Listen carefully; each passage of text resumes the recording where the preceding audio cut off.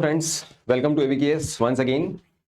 So finally, we attempted the paper. I've heard that paper 1 was a bit tough. It was on the harder side. But paper 2 was very straightforward. मोटा मोटा जो जिस तरह से हर साल paper आता है वैसे पेपर आया है. बहुत कुछ बड़ा सरप्राइज है ऐसा कुछ था नहीं. बहुत सारे लोगों का पेपर 2 अच्छा गया है ना. तो आज हम लोगों का पर्पज ये है कि थोड़ा सा हमको बस बेसिकली उसको डिस्कस करना है. ठीक है. ओके. सो 2025 का जो पेपर 2 था, राइट, उसमें 6 ऐसे जो आए हैं उसमें से 4 टॉपिक तो एकदम बेसिक स्ट्रेट फॉरवर्ड सीधे हैं. उसमें से बहुत सारे टॉपिक्स ऑलरेडी एवीकेएस के बुक में हमारे लेक्चर्स के थ्रू कवर हो चुके हैं. ठीक है. ये जो साइबर सिक्योरिटी वाला टॉपिक है, it was covered in the book itself and it was covered in the book with the almost same topic की cyber security, need of the cyber security in case of in digital age basically, right. तो यहाँ भी यही पूछा गया है कि भाई कितना इंपॉर्टेंस जो है वो साइबर सिक्योरिटी का है in the age of digital information. Now see, these are some topics which I am going to discuss in very brief. The reason is they are basically GS based topic है ना. General studies जो है हम लोगों ने जो पढ़ाई किया है पेपर 1 का, उसी के बेसिस पे ये सारे टॉपिक्स है. मोस्ट ऑफ देम हम लोगों ने करंट अफेयर्स में बहुत सारी चीजें पढ़ी है. हम लोगों ने इन टॉपिक को प्रिपेयर भी किया था. ठीक है. तो बेसिकली देखो, बस मुझे दो एंगल से हम लोगों का डिस्कशन चलेगा. एक जो टॉपिक है उसके ऊपर जो फैक्ट्स और डेटा जो चाहिए था वो. दूसरा कि टॉपिक को ठीक से पढ़ना, जिस बात पे हम लोग हमेशा से फोकस करते हैं. हमेशा जो लेक्चर्स, जो यूट्यूब के वीडियोस पे भी हमने हमेशा फोकस इस बात पे किया है कि जो गिवन टॉपिक है उसको तोड़ो, उसको एक बार ठीक से पढ़ो. ठीक है. और फिर उससे होता क्या है कि बहुत बार ये जो मुझे उस टॉपिक के बारे में कुछ पता होता है लेकिन टॉपिक ने कुछ और पूछा होता है तो मैं उसी एक ही दिशा में जाता हूं और फिर मार्क्स कम मिलते हैं. वैसा नहीं होना चाहिए. तो यहां देखो फिर एक बार importance of cyber security in the world of digital information. तो दुनिया आज डिजिटल इंफॉर्मेशन की है और इसमें आप हमको ये बताओ कि साइबर सिक्योरिटी इंपॉर्टेंट क्यों है. तो इसमें आप ये भी बताओगे कि साइबर सिक्योरिटी के लिए क्या किया जा रहा है. आप ये भी बताओगे कि साइबर अटैक्स हो रहे हैं, लेकिन आप हमको ये बताओगे कि इंपॉर्टेंस क्या है, उसका इंपॉर्टेंस क्यों है वो. और वो बताने के लिए मतलब थोड़ा सा अगर हम टॉपिक के ऊपर सोचेंगे ना तो हमारा ऐसे जो है वो सही डायरेक्शन में जाता है कि भाई इंपॉर्टेंस क्या है साइबर सिक्योरिटी का. तो भाई इंपॉर्टेंस साइबर सिक्योरिटी का क्यों है ये बताने के लिए कौन कौन सी इंपॉर्टेंट चीजें साइबर अटैक की वजह से प्रॉब्लम में आ सकती है और उन प्रॉब्लम की वजह से सोसाइटी को, इकोनॉमी को, देश को, वर्ल्ड को कितना ज्यादा नुकसान पहुंच सकता है, वो अगर हम प्रूव कर पाए then we can convey them कि हाँ that's why cyber security is important. तो बेसिकली इस ऐसे में हमको क्या करना है, हमको इंट्रोडक्शन में तो हम ओवरऑल ये लिख सकते हैं कि बॉस डिजिटल इंफॉर्मेशन का जमाना है, कैसे UPI and digital stuff in every sphere we are using nowadays. But at the same time we are being the 4th country जो सबसे ज्यादा रैंसमवेयर अटैक्स हम पर हुए हैं. तो ऐसे समय पे फिर क्या, तो सबसे इंपॉर्टेंट जो है हमारे बॉडी में हमको ये बताना है कि what is at the stake, है ना. स्टेक पे क्या है. तो जैसे कि मैंने बोला कि there are various issues which we can cover. ठीक है. अभी जो मैं इश्यूज बोलूंगा वो सारे के सारे सही है और आपने जो लिखे वो गलत है, ऐसा नहीं है. इट्स जस्ट दैट इकोनॉमी कैसे स्टेक पे है. जैसे कि फॉर एग्जांपल अगर हम बात करते हैं क्रिटिकल इंफ्रास्ट्रक्चर, जिसमें हमारे वो सारे मतलब बैंक्स भी आते हैं, न्यूक्लियर प्लांट्स भी आते हैं, है ना. तो government offices and everything comes there, right. लेकिन जो ऐसे लोकेशंस जहां पूरा हमारा मतलब फॉर एग्जांपल बड़ी बड़ी बैंक्स के सर्वर्स हैं या फिर न्यूक्लियर प्लांट्स हैं, है ना, तो they are very critical, right, to our security, our safety as a society, as a nation. तो होता क्या है, more and more as they are dependent on what, digital stuff, so they are vulnerable to cyber attacks. तो इसीलिए और लेकिन उसके वजह से हम लोगों का कितना नुकसान होने वाला है, that you should be able to write. तो फिर उसके लिए आपको कुछ एग्जांपल भी देने पड़ेंगे कि 2019 में कुदान कुलन पे कुछ अटैक हुआ था, अभी 2020 में भी कुछ मुंबई कुछ बैंक पे हुआ था I think. So you should have some examples where you cover diversity of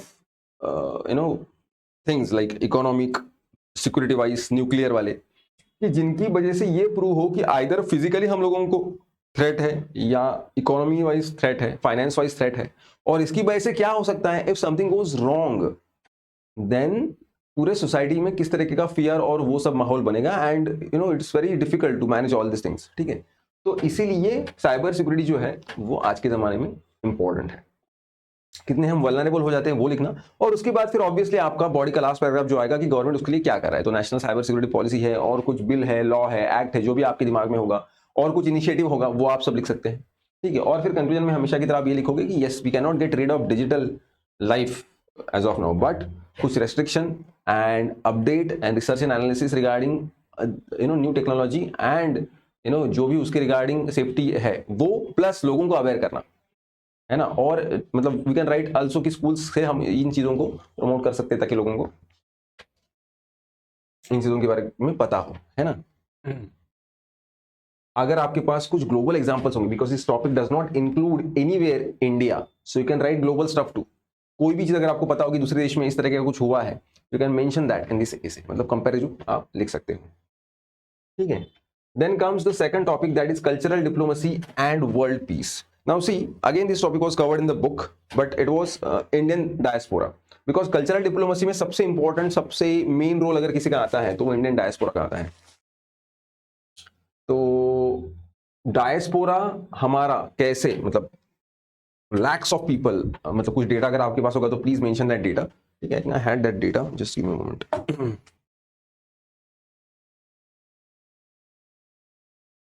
नहीं, यहाँ नहीं है मेरे पास, but you can have the figure actually कि कितने लोग हमारे बाहर हैं and how they are our cultural ambassadors. तो इंडियन डायस्पोरा किस तरह का रोल प्ले कर रहा है उसके बारे में आप बात कर सकते हो। उसके बाद फिर सिनेमा आता है, आर्ट्स, ठीक है, फेस्टिवल्स के बारे में लिखा है कि नहीं पता नहीं, लेकिन yes you can add festivals too, ठीक है। अगेन फेस्टिवल्स जो है वो डायस्पोरा के साथ लिंक करके आप लिख सकते हो, because these are the people who are going to celebrate this festivals outside, so that is going to create a kind of link और बॉन्डेज, ठीक है। और बेसिकली इससे क्या होता है, जो हमारी थॉट प्रोसेस है, जो हमारा अप्रोच है ना, वो बाहर जाता है। Then arts, education, tourism is also part of this, tourism on both the sides, right. In fact games also, अभी क्रिकेट का भी आप यहाँ एग्जाम्पल लिख सकते हैं, ठीक है, क्रिकेट या अदर गेम्स, ठीक है। देन हिस्टोरिकल कॉन्टैक्ट्स या कनेक्शंस कुछ है, जैसे कि फॉर एग्जांपल जो हमारा एशियन, बहुत सारी कंट्रीज है, एशियन कंट्रीज, वहां बुद्धिस्ट जो कनेक्शन है वहां वो हम लोगों को दिखता है, राइट। तो you can write about that, we can write about Indian philosophy, right. So इन सारी चीजों के बारे में आप लिख सकते हो और बता सकते हो कि this are part of cultural diplomacy and India is very good at it already. We keep on talking about soft power, तो इसके बारे में आपने ऑलरेडी पढ़ा भी होगा इंटरनेशनल रिलेशंस में। तो कल्चरल डिप्लोमेसी जो है, but we are not just talking about the cultural diplomacy of India, we are talking about cultural diplomacy in general in this topic, right. बट ये जो है वर्ल्ड पीस, बहुत बार ऐसे होता है, मैंने हमेशा बोला है कि जब ऐसे आता है तो उसमें दो टॉपिक मतलब दो पार्ट होते हैं, और बहुत बार फर्स्ट पार्ट पढ़ते हैं उसके बारे में हमको ज्यादा पता है, उसी पे पूरा ऐसे लिखा जाता है। वर्ल्ड पीस को या फिर दूसरे टॉपिक को हम इतना वेटेज नहीं चाहिए, देना चाहिए, तो पकड़ लीजिए। लेकिन मैं ये बात भी समझता हूँ कि वर्ल्ड की पीस के बारे में कितना ही लिखेंगे, लेकिन अगर आपके पास कुछ ऐसा एग्जाम्पल होगा कि फॉर एग्जाम्पल हिस्ट्री में भी ऐसा देखा गया है कि जब जब there is a kind of cultural diplomacy और engagement of two states through cultural aspects, then it has been found that war always had been delayed, right.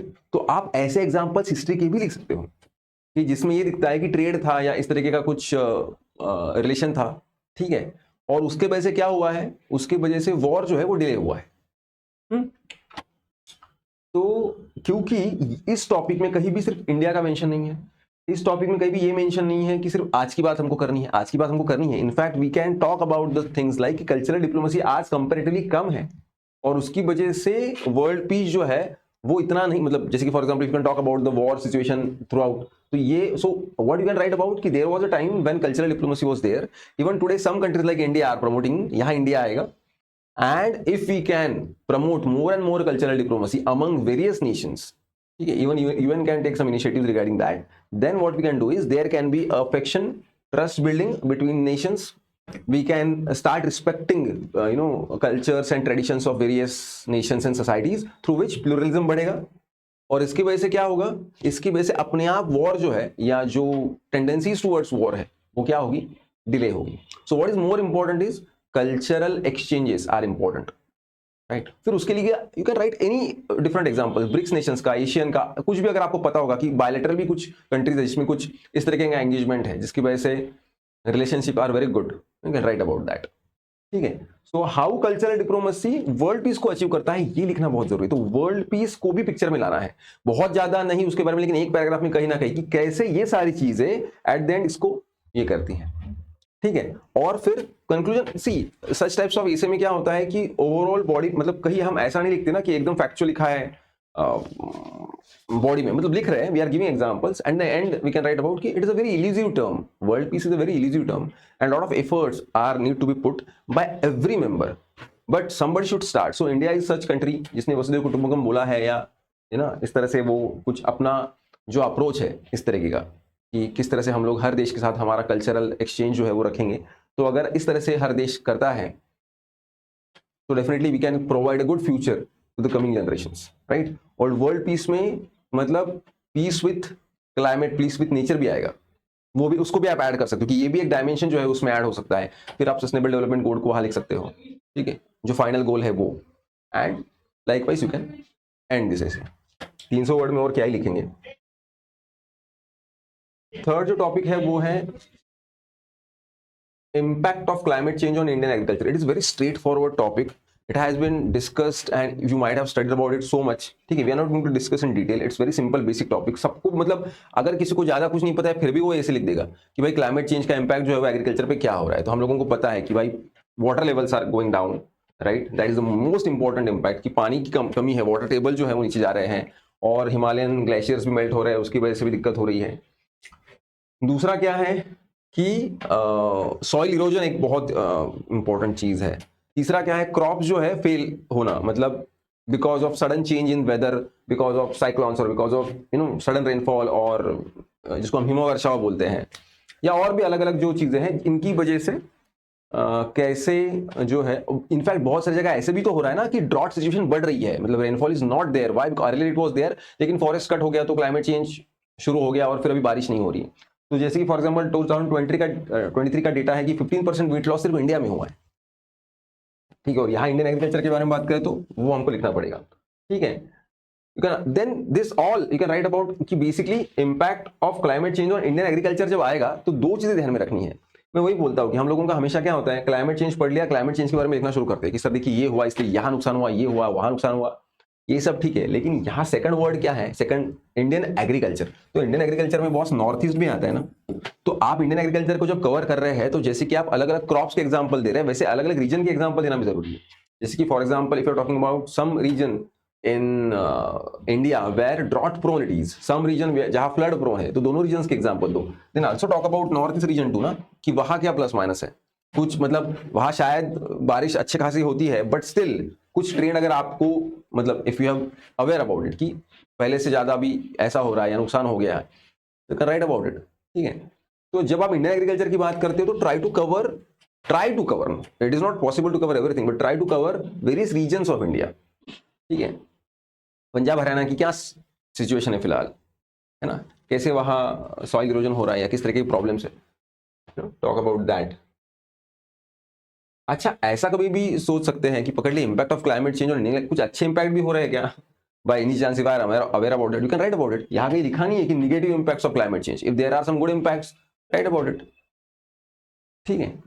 दूसरा चीज जो है, मतलब which should be part of body itself, कि Indian agriculture when we say then we should also talk about those people who are dependent on Indian agriculture, उनके livelihood पे क्या impact हो रहा है.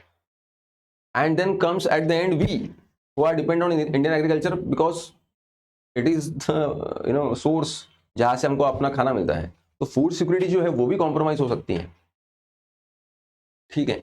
तो इन चीजों के बारे में हम लोगों को इस ऐसे में लिखना है कि भाई क्या इम्पैक्ट है, और फिर एंड में तो वही सब टिपिकल आएगा कंक्लूजन में कि भाई क्लाइमेट चेंज जो है उसको कम करने के लिए हमें क्या करना चाहिए, sustainable development goal, global efforts अपने लगाने चाहिए, है ना. आप बेसिकली बॉडी में इंडिया क्या कर रहा है उसके रिगार्डिंग वो भी यहाँ लिख सकते हो. हम इंडियन एग्रीकल्चर को क्लाइमेट चेंज से बचाने के लिए गवर्नमेंट ऑफ इंडिया क्या कर रहा है, ठीक है. कुछ एनजीओज है अगर उसके बारे में कुछ लिख सकते हैं तो वो you can write about that, ठीक है. You can mention some name of the cinema if you have aware about it कि भाई कैसे एग्रीकल्चर पे क्लाइमेट चेंज का, या कोई documentary if you are aware about you can mention about that, ठीक है.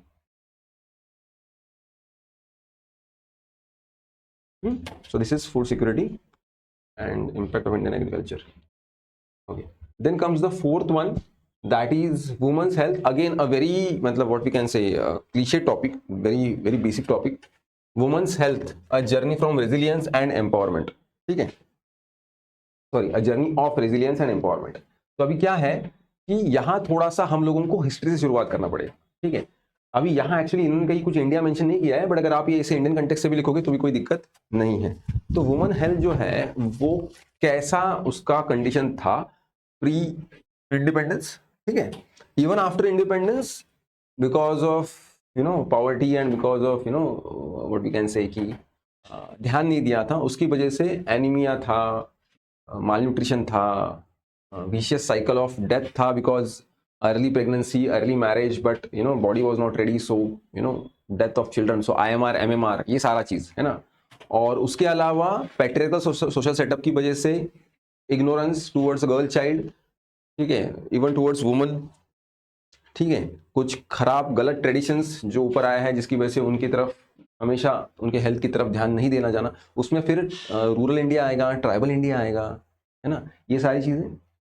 और इन सब चीज़ों को फिर कैसे ओवरकम करने के लिए फिर ministry of family and health welfare जो है या फिर मिनिस्ट्री ऑफ हेल्थ है, तो इन लोगों ने कैसे कैसे इनिशिएटिव लिए। मतलब there was a time when we were focusing only on reducing the population, but later we realised कि rather than compelling people to have less number of children, if we focus on health of mother and child, and if the parents or family can get the assurance that my child is going to be fine, then they themselves will not go for more number of children, because most of the times more number of children was nothing but a security कि भाई अगर ये मर गया तो दूसरा चाहिए, और मरने के चांसेस ज्यादा है क्योंकि IMR was too much, diarrhoea and pneumonia even today they are critical to many children in rural India, ठीक है। सो बट उसके रिगार्डिंग फिर कैसे, but we are talking not about children health here, we are talking about women's health.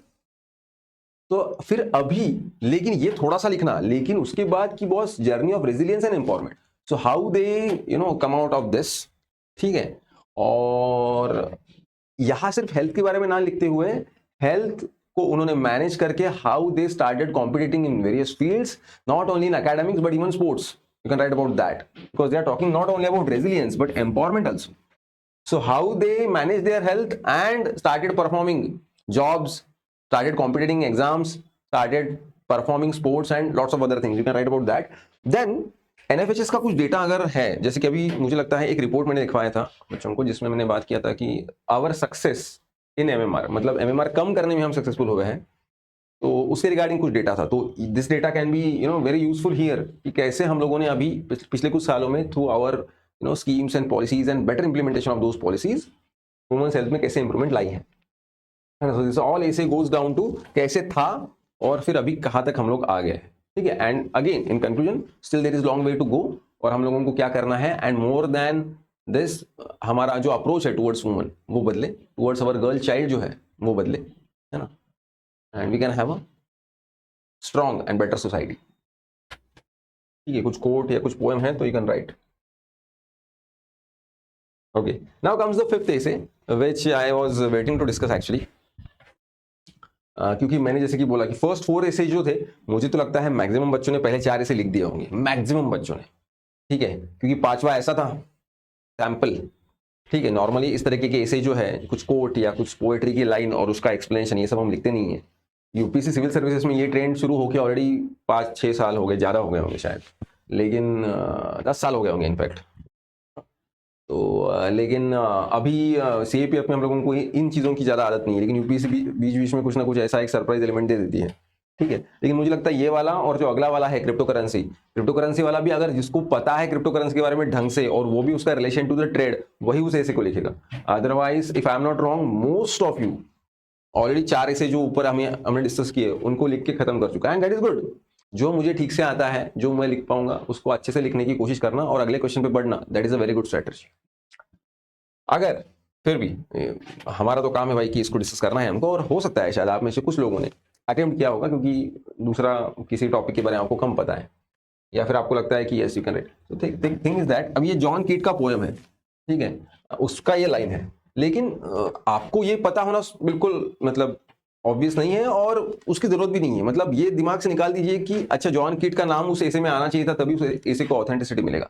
गलती से किसी को पता है ना, एनसीईआरटी के बुक में है एक्चुअली, वो 12th के आई थिंक इंग्लिश के, तो किसी को याद होगा और उसने लिख दिया होगा तो वो अलग बात है, लेकिन अगर उसके बारे में नहीं पता है तो it's fine. UPSC does not expect कि आपको उसके ऑथर के बारे में या पोएट के बारे में पता हो। यूपीएससी एक्सपेक्ट करती है कि उस स्टेटमेंट को आप कैसे इंटरप्रेट करते हो और किस तरह से उसको प्रेजेंट करते हो। मैंने हमेशा ये बोला है बच्चों को कि जब आप इस तरह के किसी ऐसे के बारे में लिखते हो तो मेक श्योर कि आप जो है वो अपना एक जो इंटरप्रिटेशन है उसको लिखो और प्लस उसमें एग्जांपल्स बहुत सारे दो।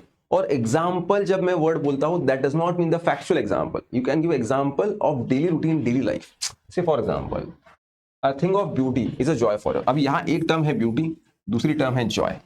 Now see, normally we use such terms casually. Look how beautiful she is, or look how beautiful that waterfall is, or ठीक है flower is. But we don't think when I say beautiful what does I mean by that. ठीक है, ठीक है, तो वो क्या है, कैसे डिसाइड हुआ मेरे दिमाग में कि वो चीज ब्यूटीफुल है। तो ब्यूटी जो है it is subjective term basically. तो ये ना जैसे कि बोला जाता है, देखिए आपने सुना भी होगा शायद कि मतलब हर एक के लिए ब्यूटीफुल की डेफिनेशन अलग है, क्योंकि उसका अपब्रिंगिंग, उसका थॉट प्रोसेस, उसका ओवरऑल वातावरण जिसमें वो बड़ा हुआ है और हुई है, उसके हिसाब से ब्यूटी का डेफिनेशन चेंज होता है। किसी को एक चीज ब्यूटीफुल लगती है, किसी को दूसरी चीज ब्यूटीफुल लगती है, या कोई पर्सन। ठीक है, इसका कारण क्या है? सब्जेक्टिविटी। तो ब्यूटीफुल कोई लगना ये एक यहां से आया हुआ एक कॉल है कि यस, ठीक है। तो सब्जेक्टिविटी है क्योंकि वो मन का प्रश्न है। ठीक है, मुझे वो लगता है या लगती है, वो सिचुएशन या फिर वो नेचर का कोई एस्पेक्ट, नेचर ऑलमोस्ट सबको ब्यूटीफुल लगता है। और दूसरा एंगल क्या है, दूसरा इसमें क्या है वर्ड, वो है joy. Now see, these two things are so related. ठीक है, कि कोई चीज मुझे सुंदर लगना, that at the same moment, मतलब उस बेसिकली इट्स मतलब जब जब मुझे कोई चीज सुंदर लगती है तो उसी वक्त मेरे आने वाली जो सबसे पहली जो मेरे दिमाग में है वेव, वो क्या है? Joy. I feel good, I feel happy, right. Now the thing is that a thing of beauty is a joy for ever. मतलब क्या कि सौंदर्य कोई एक ऐसी चीज है जो हमेशा जॉय ही लाती है। तो ये स्टेटमेंट बिल्कुल सही है। कैसे सही है? बिकॉज ब्यूटी, कोई चीज ब्यूटीफुल है, ये मेरी जो सोच है, ये इटसेल्फ जो है वो सोर्स है उस जॉय का। इनफैक्ट इस स्टेटमेंट को अदर वे भी देखा जा सकता है, लेकिन उसके बारे में बाद में बात करेंगे। Let me give some examples of this. For example, for mother her child is very beautiful. Her child, दूसरा चाइल्ड भी ब्यूटीफुल होगा, but for her child is very beautiful. Even if that child is crying, और even if उसके नाक से बह रहा है, ठीक है, नाक बह रहा है, फिर भी for mother the child is beautiful, and that's why that child always bring joy to her forever. Whenever she sees him or her, he is happy. That does not mean कि वो joy. अब now see, you need to understand this joy term also. Joy does not mean we are jumping or we are celebrating it all the time or we are expressing it through our words. Joy is that feeling कि you don't even notice but you feel good, right? So if your known one or close one is not in front of you, then he comes home or she comes home, you don't celebrate, you just like okay, you feel good. That's a joy, and it's a joy forever, and you want it forever, right? So you can write in terms of human relationship, you can write in terms of nature, right? कि जब जब भी हम जाते हैं and we just go into some natural landscape, waterfall or river or just greenery, then what happens is, now see the other side of this, we feel joy, we feel good, right? And then our mind tells us it's all beautiful. So it's other way around true also. क्यों beauty जो है वो joy लाती है, और कभी कभी if we get happy by something, we feel the whole situation is beautiful, और आवर लाइफ इज ब्यूटीफुल, और that person who brought that information is beautiful. So beauty comes from आत्मीयता, हम जिसको बोलते हैं, ब्यूटी कम्स फ्रॉम कि वो मेरा है, so we think that is beautiful and we feel happy. If somebody or something is useful, even that is beautiful. If you are finding something desperately, if you want it and if you just find it, आपको लगता है कि यार it's beautiful. If you are thirsty, very thirsty, and you just get water, even if somebody offer you money that time, you are like, but if somebody offer you water, then water is beautiful, that person is beautiful. You just keep on telling others ki that was a very wonderful man, that was very wonderful one who gave me water at that time, right? So beauty or the situation which brings us joy or the people who bring us joy, we find them beautiful, right? So these two things are interrelated. तो मुझे लगता है इन essays का ना कुछ exact specific ढांचा नहीं होता है, नहीं होना चाहिए। आपको जिस तरह से उसका इंटरप्रिटेशन लगता है आप उसको करो। तो I am not going to talk about कि आप इंट्रोडक्शन में क्या लिखोगे, बॉडी में क्या लिखोगे, कंक्लूजन में क्या लिखोगे। जो आपको इसमें लगता है वो आपने लिखना चाहिए। मैंने अभी जो सब कुछ बोला, जो मुझे लगता है कि सही लगा, उसके अलावा आपने कुछ सोच के लिखा होगा तो भी आपको मार्क्स मिलेंगे। इट्स जस्ट दैट आपको वो जो टर्म है, वो लाइन है, वो फील होनी चाहिए। इसमें आप किसी बंदे ने इसके ऊपर और कुछ लिखा है उसके बारे में बता सकते हो, और अलग अलग एग्जाम्पल दे सकते हो जिसमें ब्यूटी और जॉय का कनेक्शन है। ठीक है, अभी मैंने फॉर एग्जांपल 2 एग्जांपल दिए, but you can add other examples too, right? और बहुत बार ऐसे होता है, और कुछ लोगों का ऐसा अनुभव भी रहा होगा कि पकड़ लीजिए जब आप लिखना शुरू करते हो तब वो और अगला आता है, like your mind starts thinking in that direction and then it can give you more points. तो ऐसे भी बहुत बार होता है। ठीक है, सो ये एक टॉपिक था।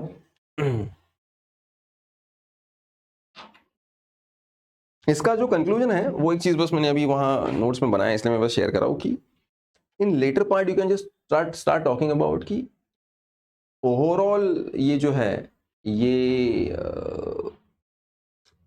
धीरे धीरे जिस तरह से हम लोग इवॉल्व होते हैं, डेवलप होते हैं, मैच्योर होते हैं, तो सृष्टि में हर चीज कहीं ना कहीं ब्यूटीफुल है ही। So we start appreciating beauty of the nature, beauty of people around us, beauty of situations, even some situations which are sometimes bad, but later we realize no, thank God that happened, because of which I am here today.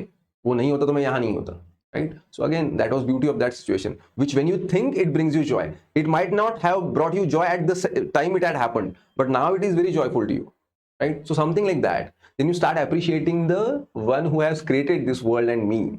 ऐसा होना चाहिए, ठीक है? So appreciating the nature, the people around me, the world, whole world around me, and then who created that world, that might be, that should be in fact the final goal of every human being. So you can write it accordingly. ठीक है, subjective था but yeah. Then comes the next one, crypto currency वाला topic के बारे में मैं आपको directly ये बोल दूं, मतलब मैं खुद पर्सनली इस टॉपिक को नहीं लिखता because I am not very much into such news and such data. ठीक है, यहाँ क्या है कि ये सारी चीजें जो है वो थोड़ी सी क्रिटिकल और टिपिकल होती है। जो आपको एकदम स्पेसिफिक इन्फॉर्मेशन पता है then you can write about it, otherwise you are not into it. ठीक है, तो यहाँ क्या है, देखिए, crypto currency threat, crypto currency के सिर्फ नेगेटिव पॉइंट्स नहीं लिखने हैं, वो कैसे थ्रेट टू वर्ल्ड ट्रेड है वो लिखना है। लेकिन कोई एक इंटेलिजेंट बंदा क्या करेगा, उसको जो नेगेटिव पॉइंट्स पता है उन्हीं नेगेटिव पॉइंट्स को वो क्या करेगा, वहां जाके कनेक्ट कर देगा कि ये जो है वो कैसे वर्ल्ड ट्रेड को थ्रेटन करते हैं। तो फॉर एग्जांपल मुझे जो पॉइंट्स पता है वो कौन कौन से है कि it is not backed by any government और central bank, that is the problem of crypto currency, because of which क्या होता है, ऑथेंटिसिटी नहीं मिलती है उसको। दो देशों के बीच में एक क्रिप्टो करेंसी को मानता है, दूसरा नहीं मानता है, तो कैसे ट्रेड होगा? सो it is creating a problem. और उसका सबसे बड़ा प्रॉब्लम क्या है, it is very volatile, it is constantly and dramatically volatile. मतलब वो वोलाटाइल हमेशा होती है और कभी कभी कितनी वोलाटाइल हो जाए उसके बारे में कुछ पता नहीं। इससे क्या होता है, स्टेबिलिटी ऑफ द मार्केट जो है वो प्रॉब्लम में आ जाती है।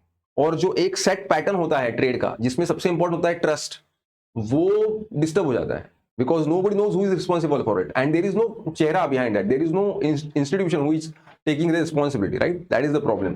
So that again impacts world trade. Then there are scammers. Most of the people, because they know that such thing is there, so they stand behind the somewhere they just sit and claim that we have this kind of currency. So many investors, newcomers who want to invest, who want to part of the world trade, they try to like they try to do good business, but they are into the trap of such scammers, because of which they face losses and it affects overall trade. It affects the moral of the people or organization who is doing trade, and then it impacts the world trade, है ना? ये भी एक angle है। Then there is a threat of ransomware attack. ठीक है, and it has been found that there are a lot of examples of such attacks. ठीक है, so उसकी वजह से भी it is a problem. So overall ये क्या दिखता है कि अब देखो इसमें ना और एक चीज आप क्या कर सकते हैं, अगर आपके पास इंफॉर्मेशन कम है लेकिन आपको ज्यादा लिखना है तो क्या करोगे? फिलहाल वर्ल्ड ट्रेड कैसा है, फिलहाल वर्ल्ड ट्रेड में because of US dollar is the main currency, सब कुछ कैसे चल रहा है, क्या नहीं चल रहा है, एंड अगर ये आ जाएगा तो क्या होगा वो। प्लस अगर आपको किसी का कोट पता है, किसी ने कुछ बोला है अच्छा बुरा जो भी है, इसमें ना आप ऐसा भी कुछ कर सकते हैं थोड़ा सा इनोवेटिव करके कि पकड़ लीजिए आईएमएफ के चीफ ने या आईएमएफ के कुछ एक एडवाइजर ने इस तरह से बोला है कि इट इज रिस्की, और किसी ने कुछ बोला है, ये भी सब आप ऐड कर सकते हैं। तो कैसे क्रिप्टो करेंसी या थ्रेट टू वर्ल्ड ट्रेड है उसके बारे में इस पर एक्सप्लेन करना है। आने वाले समय में कंक्लूजन में लिख सकते हैं कि अगर सारे देश मिलकर कोई डिसाइड करें and if there is something like regulation, crypto currency पे रेगुलेशन, ये दो टर्म एक लाइन में आ ही नहीं सकते, but still if some common consensus can be there, तो इस बारे में कुछ लिख सकते हैं। ठीक है, तो वो होना चाहिए, बिकॉज क्रिप्टो करेंसी के कुछ अच्छे ऐसा बोला जाता है कि देर आर मेनी नेशंस जो पूरी तरह से उनका इकोनॉमी डाउन हो चुका था, क्रिप्टो करेंसी की वजह से वो वापस शुरू हो गया। तो ऐसे भी कुछ एग्जांपल्स हैं, ठीक है। बट स्टिल वर्ल्ड ट्रेड को थ्रेड कैसा है उसके बारे में ज्यादा लिखना है, तो ये कुछ पॉइंट्स है जिनको आप थोड़ा एक्सपांड करके और कुछ एग्जांपल देके इसको लिख सकते हैं, ठीक है। So this is all about the essays in exam.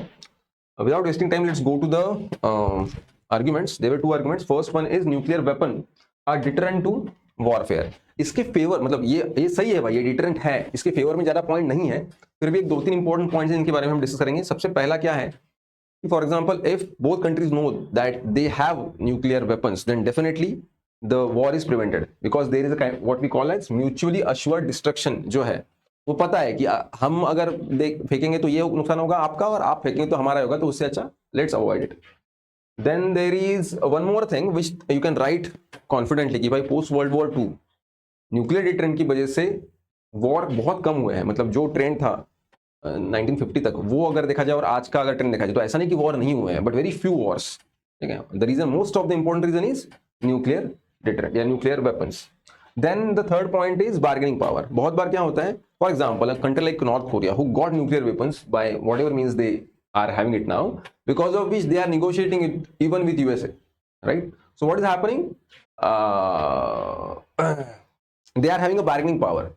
At least they can talk. So the war is getting delayed. मतलब if they might not have had this, then शायद उनको weak country करके कोई ना कोई उस पर कब्जा कर लेगा। Now that they have it, there is no war, there is no colonization, but at least they are talking. So the war is delayed. Last part is nuclear weapon is something which can be launched from anywhere like land, water or air, because of which the other country is afraid, which gives both countries a kind of scope to talk more rather than have a war. So scope for deterrence is higher. Strong points नहीं है ज्यादा, लेकिन हमको कुछ ना कुछ तो लिखना है। यहाँ के पॉइंट ज्यादा स्ट्रॉन्ग है। सबसे पहली बात तो ये है कि आप बोलते हो कि डिटरेंस है, लेकिन नहीं है डिटरेंस। कैसे डिटरेंस होगा? डिटरेंस तब होगा जब सबके पास वो होगा, लेकिन यहाँ कुछ देशों के पास एकदम मतलब स्ट्रॉन्ग वाला है, मॉडिफाइड है, लेकिन कुछ देशों के पास है ही नहीं, कुछ देशों के पास बहुत लो लेवल का है। तो फिर डिस्ट्रीब्यूशन अनइक्वल है, तो फिर कैसे डिटरेंट एक्ट करेगा वो? मतलब वही बात होगी ना कि मेरे पास स्ट्रॉन्ग है तो मैं तुझे पूरा बर्बाद कर दूंगा। कुछ देशों के पास बिल्कुल भी नहीं है, तो they are still vulnerable only. Then there are non-state actors who are not bound by all this, NPT or any such thing, right? So they can use it anywhere, तो वो वहाँ न्यूक्लियर डिटरेंट जो है वो आपका fail हो जाता है। Then we can talk about 1962 Cuban missile. अगर आप बोलते हो कि न्यूक्लियर डिटरेंट की वजह से कुछ नहीं हुआ है, लेकिन it was almost a war which was avoided, right? So 1962 की सिचुएशन के बारे में लिख सकते हो।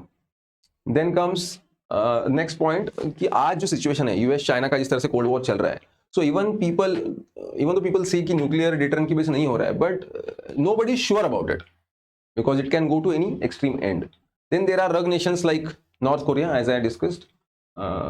They are not mandated by any policy or any global consensus, so they are always threat to the world, right? So yes. Then the last point is AI. AI की वजह से क्या हो गया कि टेक्नोलॉजिकल अपग्रेडेशन डेवलपमेंट हो गया है, सो it is very difficult to control the nuclear power to be used by someone who is not मतलब in the authority. तो AI की वजह से उसका इस्तेमाल करना और आसान हो गया है, और इसके लिए और थोड़ी सी रिस्क सिचुएशन बढ़ गई है ना। बहुत आसानी से उनको लॉन्च या डिप्लॉय किया जा सकता है, ठीक है, विद सिंगल क्लिक, राइट।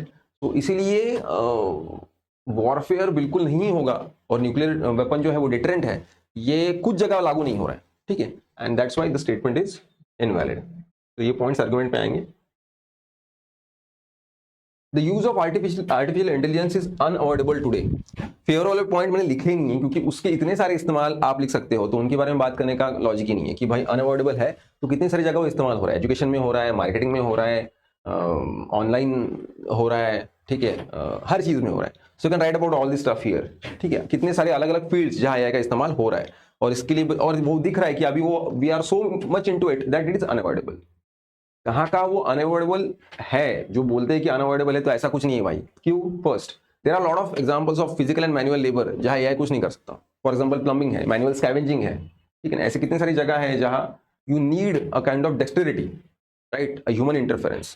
तो ठीक है, तो ऐसा बोलना कि अनअवॉइडेबल है नहीं।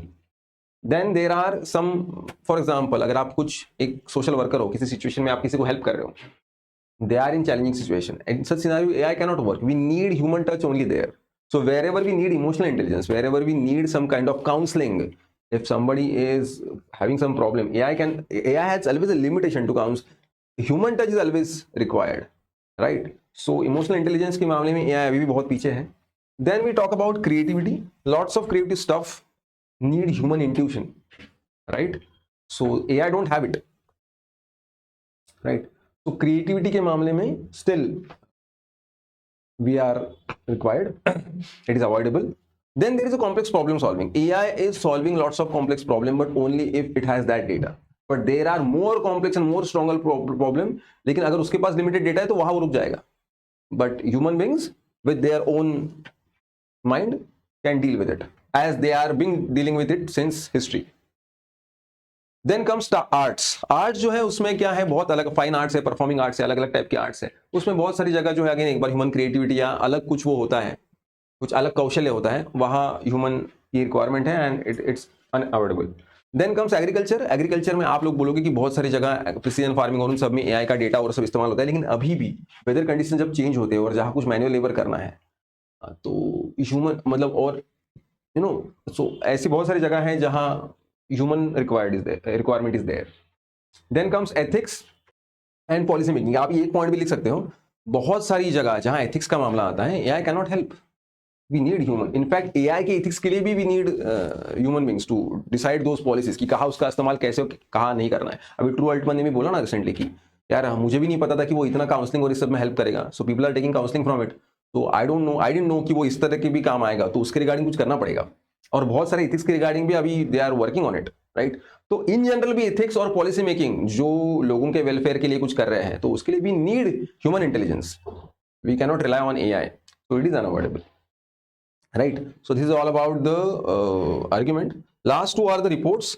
मुझे लगता है रिपोर्ट्स आर नॉट मतलब very big deal. Actually old age homes बढ़ रहे हैं इंडिया में, उसके रिगार्डिंग रिपोर्टिंग के लिए बोला. So it's very normal simple topic कि कैसे ओल्ड एज होम बढ़ रहे हैं, उसके रिगार्डिंग कोई जो एक्ट आया है उसके बारे में लिखना, कुछ नंबर्स के बारे में लिखना, कौन कौन से एनजीओ काम कर रहे हैं उसमें, और कैसे ये जो मतलब यहाँ तो ग्रेटिट्यूड वाला वर्ड आएगा, ठीक है? तो कैसे ग्रेटिट्यूड जो है वो कम हो रहा है और उसकी वजह से पेरेंट्स की तरफ देखा नहीं जा रहा है, राइट? एंड कैसे वो सब बदल रहा है. So we have to write about that, ठीक है? तो कुछ फैक्ट्स और फिगर्स यहाँ लिखनी है, यहाँ ज्यादा ऐसे वाला नहीं लिखना है, लेकिन आपको ये जो भी मैंने भी बोला कि ग्रेटिट्यूड वाला चीज लिखना है, वो भी आपको लिखना है कि एक्सपर्ट्स क्या बोल रहे हैं कि ये जो है जो हमारे सोसाइटी में बेसिकली एक ट्रेंड या नॉर्मल ट्रेडिशन है, कल्चर है कि as they have taken care of me in the childhood, it's my responsibility to take care of them in their old age. So that is not happening. वो break हो रहा है और उसकी वजह से ये बढ़ रहा है, ठीक है? तो ये ट्रेंड कैसे और क्या बढ़ रहा है, उसके आंकड़े और कौन कौन काम कर रहा है उसमें, गवर्नमेंट की क्या पॉलिसी है, वो सब आएगा. दूसरा है डिपोर्टेशन ऑफ इलीगल माइग्रेंट्स. तो डिपोर्टेशन ऑफ इलीगल माइग्रेंट्स ये टॉपिक जो है मुझे लगता है वो अभी यूएस ने जो बहुत सारे इंडियन माइग्रेंट्स को डिपोर्ट किया है, अभी जयशंकर जी ने वो पार्लियामेंट में बताया कि 2009 से around 15,000 migrants were deported to India, ठीक है? सबसे ज्यादा 2019 में उन्होंने डिपोर्ट किए हैं. सो अगर आपको वो चीज के बारे में पता हो तो वो आपको मोस्टली लिखना है कि कैसे वो इलीगल माइग्रेंट्स वहां जा रहे हैं और उनको वो वापस डिपोर्ट कर रहे हैं. Then you can write about Bangladesh border वाला भी हमारा सीन कि कैसे हम लोग भी बांग्लादेशी माइग्रेंट्स को डिपोर्ट करने के लिए फिर वहाँ BSF का रोल, फिर उनको कुछ सपोर्ट सिस्टम करना, बॉर्डर्स को ठीक से अरेंज करना, है ना, उनको मॉडर्न इक्विपमेंट्स देना और पेट्रोलिंग को बढ़ाना और ये सारी चीज़ें जो ज़रूरी होती है वो उनके बारे में लिखना. बस यही सब हमको मोस्टली लिखना है. तो डिपोर्टेशन वाला टॉपिक मोस्टली अभी रिसेंटली यूएस डिपोर्टेशन जो है इंडियंस का आ रहा है उसके थ्रू आया है, ऐसा मुझे लगता है. तो उसके बारे में लिखा जाना चाहिए. प्लस अगर आपको उसके बारे में ज्यादा पता नहीं होगा तो you can write about illegal migrant coming to India and role of BSF and how we are dealing with those migrants, how we are sending them, उनके लिए कैसे ट्रिब्यूनल्स खड़े किए हैं, फॉरेन ट्रिब्यूनल्स, कैसे फॉरेन एक्ट उसके लिए काम करता है ना. And through that we make sure that कि उनका जजमेंट जो मतलब उनका जो ट्रायल है वो जल्दी खत्म हो within 60 days and they should be deported back to their original country. तो ये सारी चीजें आपको वो जो रिपोर्ट है उसमें लिखना है. So this was all about the discussion of paper 2, right? So इसमें कुछ आपको लगता है कमेंट है तो आप डेफिनेटली हमको यहाँ बताइए. हमारी जो 2 बैचेस है नए साल के लिए वो 10th of August को दिल्ली में शुरू हो रही है और 16 अगस्त को ऑनलाइन बैच शुरू हो रही है. तो if anybody wants to join you are welcome. Last but not least ये अपना ये कॉम्प्रेंशन और प्रेसिदा, it was bit simple, it was not too difficult. तो जिन लोगों ने अच्छे से प्रैक्टिस किया होगा उन्होंने वो लिखा होगा, उसको हम डिस्कस नहीं करेंगे, but it was like you can manage it with your own, right? So if you got any concern, any issue, let us know in the comment box. Thank you very much.